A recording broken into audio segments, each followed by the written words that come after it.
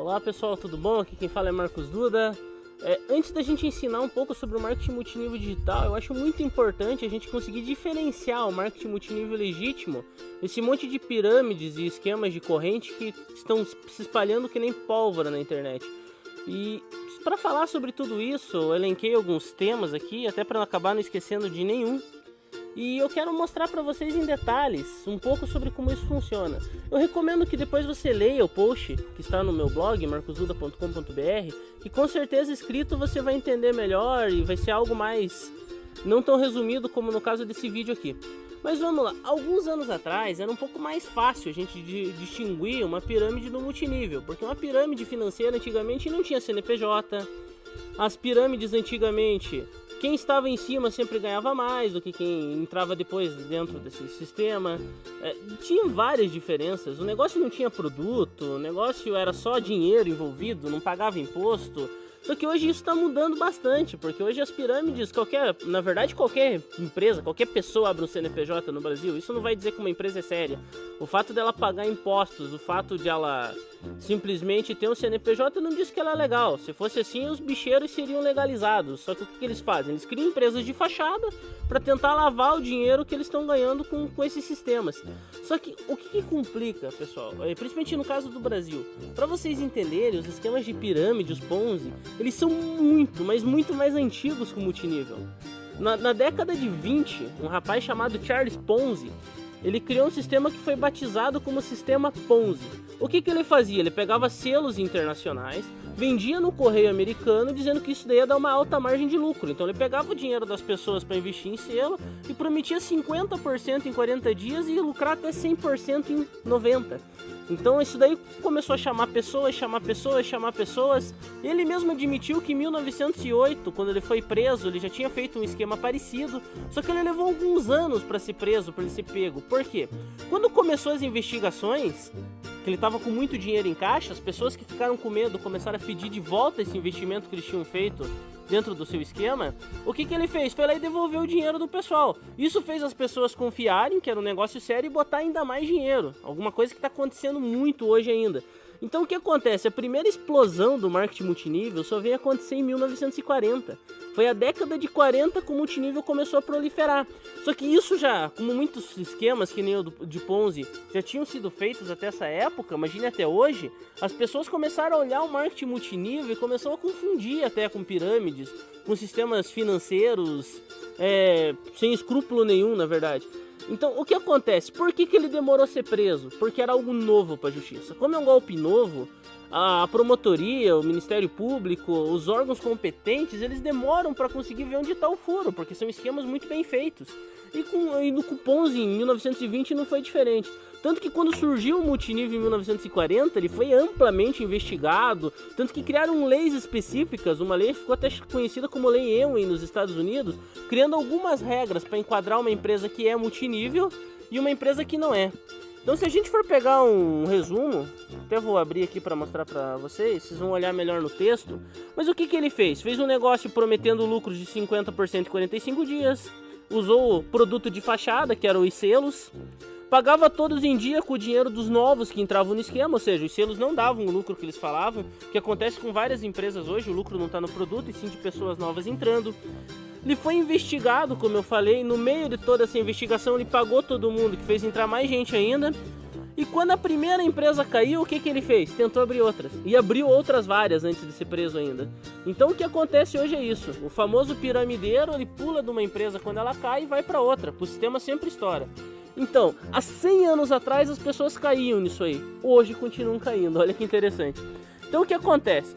Como funciona o marketing multinível legítimo? As pessoas não conseguem entender. Eu criei um exemplo aqui, por exemplo, uma empresa que tem um shampoo anti-caspa. Para você entender isso aí, a ilustração no post vai ser mais interessante. Mas entendo, você vai usar o shampoo anti-caspa, você fazendo parte da rede dessa empresa ou não, você já consome esse produto. A ideia do marketing multinível é pegar um produto que seja mais vendido fora da rede do que dentro. Isso que é importante. A maioria do consumo tem que ser feito por pessoas fora da rede. São produtos que você compraria, você estando cadastrado na empresa ou não. Outra grande diferença do marketing multinível. Geralmente as empresas investem muito em marketing, mas o que você confia mais? No que seus amigos indicam ou no que você vê na TV e na internet? Se você precisa de um médico, um cardiologista, por exemplo, você vai procurar na lista telefônica o número de um cardiologista ou vai tentar consultar amigos qual que é o melhor médico para te atender nessa área? Então olhem a diferença, você vai em cima de indicações. Quantas vezes você já foi no cinema ou assistiu um filme que você gostou e recomendou para os seus amigos? Esses seus amigos foram assistir o filme por tua causa. Às vezes você lota um cinema através das suas indicações, sem ganhar nada por isso. Algumas empresas começaram a olhar esse mercado que realmente a indicação das pessoas vale muito mais do que uma simples propaganda tradicional. Então o que as empresas enxergaram? Se elas já indicam as coisas sem receber nada, imagina se a gente começar a pagar por essas indicações. Que pessoas influentes, que têm um meio social poderoso, com certeza se indicarem um produto, muitas pessoas vão se envolver com ele. Por exemplo, a empresa Jequiti de vendas diretas. Com certeza o que fez a explosão nessa empresa, ela está valendo hoje praticamente R$1 bilhão, foi o quê? Simplesmente o Silvio Santos indicar, uma pessoa que tinha credibilidade.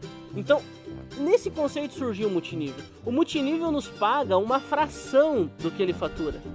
Se, por exemplo, eu indiquei para várias pessoas, a empresa vendeu R$100, a empresa vai pegar 20, 30 reais, que é o que ela gastaria em propaganda, e vai pagar em rede. Isso daí no post tem um exemplo especificado, eu não vou passar no vídeo que vai ficar confuso, mas se vocês forem olhar o exemplo, eu vou explicar exatamente o que acontece. Que eu, estando numa empresa de multinível, eu consigo ganhar com vendas, eu consigo ganhar indicando para várias pessoas, eu consigo ganhar dinheiro pela indicação dessas outras pessoas, só que isso sem prejudicar a empresa e nem as pessoas, são coisas que as pessoas já fariam. Outra coisa interessante, empresas de marketing multinível legítimo, para elencar os pontos, tem consumo alto dos seus produtos fora da rede. Se não existisse a rede, eles iam ser comercializados da mesma maneira. Como a empresa paga sobre a venda de produtos, se não entrar mais ninguém na empresa de multinível, ela vai continuar pagando normalmente, porque ela paga sobre consumo de produtos. Uma empresa de multinível não quebra se parar de entrar gente, pessoal, entendam isso.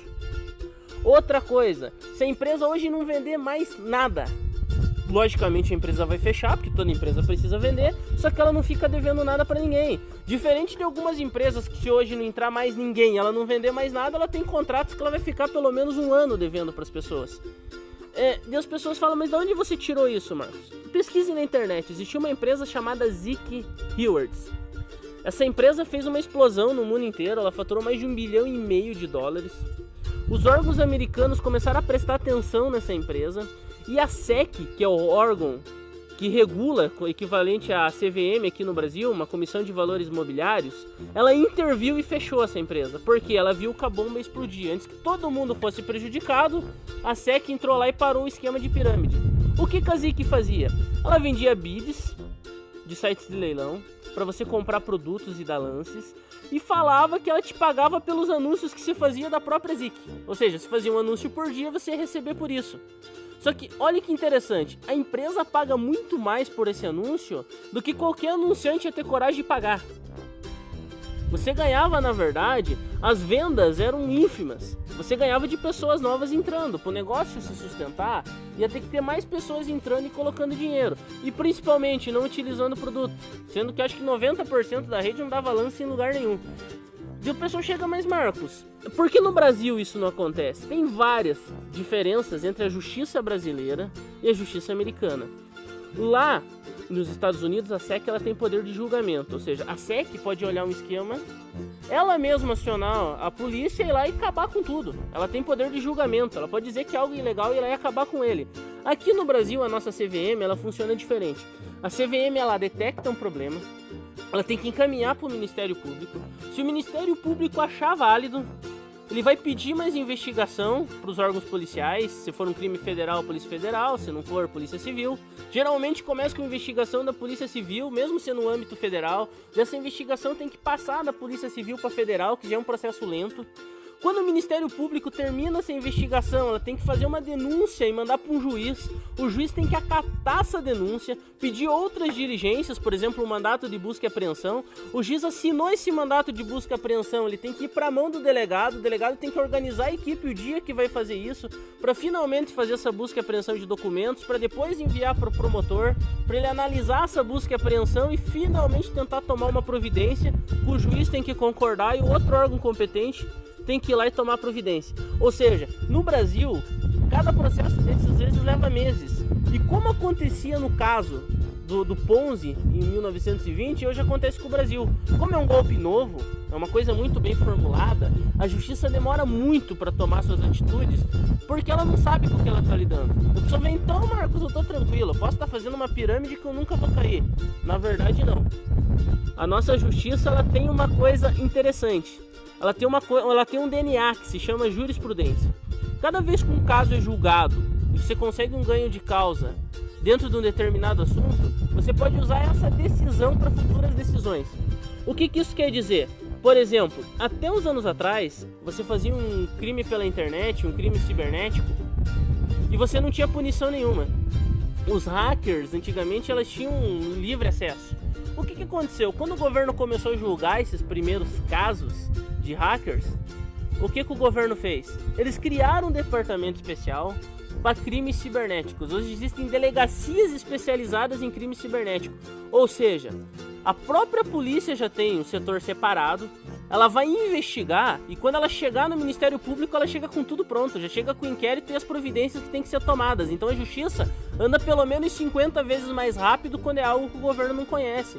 Então creio que em breve, mas muito em breve, pela quantidade de investigações, denúncias e coisas que estão acontecendo e os pareceres que o Ministério Público está dando todas as semanas, já provando que esses esquemas são golpes, que eles não funcionam, que eles não se sustentam, que são contra a nossa legislação, esses órgãos competentes vão começar a se ajustar e tomar providências. Então, para fazer um resumo, pessoal, das diferenças, eu fiz um post, você lendo, novamente eu repito, vai te ajudar você a entender. Mas entenda uma coisa, o marketing multinível legítimo é um sistema de distribuição de produtos que traz lucro para a empresa, para as pessoas, e o foco é no produto. Você vai utilizar. Esquemas de pirâmide sempre vão colocar um produto que geralmente você não vai usar, ou se você vai usar um produto, eles fazem você comprar 100, pagar mensalidade sobre eles, ou dizem que te pagam sobre outra coisa qualquer, que você sabe que isso não dá lucro nenhum para a empresa. Ou seja, marketing multinível, você recebe porque você traz valor para a empresa e ajuda o mercado a conhecer o produto. Você é pago sobre o marketing que você faz em vários níveis. Na pirâmide é o contrário. Você não traz valor nenhum para a empresa sem ser o teu dinheiro.